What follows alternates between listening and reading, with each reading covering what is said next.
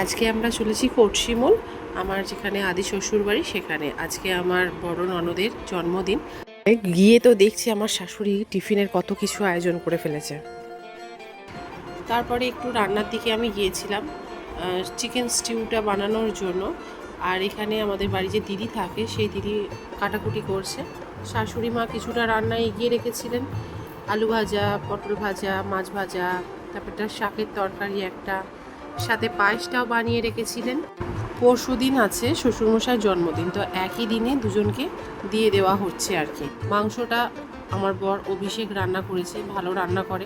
তো প্রায় ধরে বেঁধে এই গরমে রান্না করানো হয়েছে। এরপর যে গুরুদায়িত্বটা পড়ে আমার উপর প্রতিবারের মতো, সেটা হলো মাংস ভাগ করা।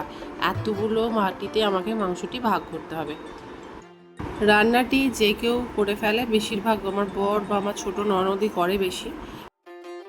আর একদিকে আমাদের সনকাদি বসে গেছে জন্মদিনের প্লেটটা সাজানোর জন্য। এরপর ওদেরকে খেতে দিয়ে যেই রিচুয়ালগুলো হয়ে থাকে জন্মদিনে, ওই চন্দনের ফোঁটা, পায়েস খাওয়ানো, সেগুলো আমি করলাম। ননদকেও চন্দনের ফোঁটাটা আমি দিয়ে দিলাম, আর বাকি পায়েস খাওয়ানোটা ওটা আমার শাশুড়ি মা করেছেন। তারপর সত্যি কথা বলতে কি, আমি গরমেতে আমি 2 পিস পটল ভাজা, মানে আমার প্রিয় পটল ভাজা আর মাংস ছাড়া কিচ্ছু খাইনি।